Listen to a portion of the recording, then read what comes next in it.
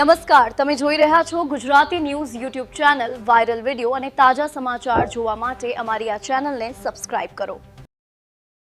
સુરત લિંબાયતમાં 14 વર્ષીય તરુણીને વેચાણ અને હ્યુમન ટ્રાફિકિંગ કાંડ.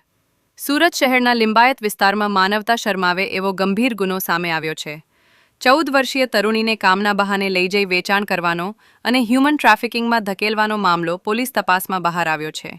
ઘટના ક્યારે સામે આવી? તારીખ 25 નવેમ્બર 2025. સ્થળ લિંબાયત. સુરત. તપાસ. સુરત સિટી પોલીસ અંતર્ગત લિંબાયત પોલીસ સ્ટેશન. મુખ્ય આરોપીઓ કોણ? ફરજાના ઉર્ફે ફજ્જો, મુખ્ય સૂત્રધાર નૂરી, સાથીદાર અન્ય 2 આરોપીઓની ધરપકડ. ફરજાના પાનોલી વિસ્તારમાં 5 મહિનાથી છુપાઈ હતી.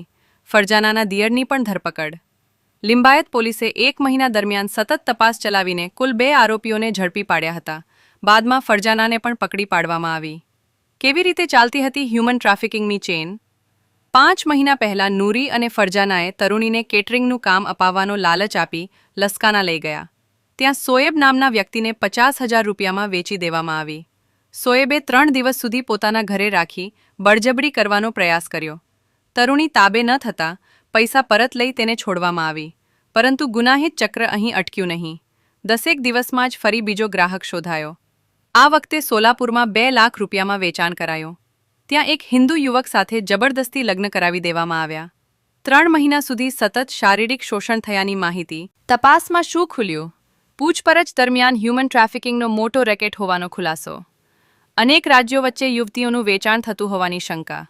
વધુ આરોપીઓની સંડોવણીની તપાસ ચાલુ. કાયદેસરની કાર્યવાહી. પોલીસ દ્વારા માનવ વેપાર, હ્યુમન ટ્રાફિકિંગ, બળાત્કાર, અપહરણ, પોક્સો એક્ટ હેઠળ ગુનો દાખલ. તપાસ આગળ વધતા વધુ ખુલાસા થવાની સંભાવના છે.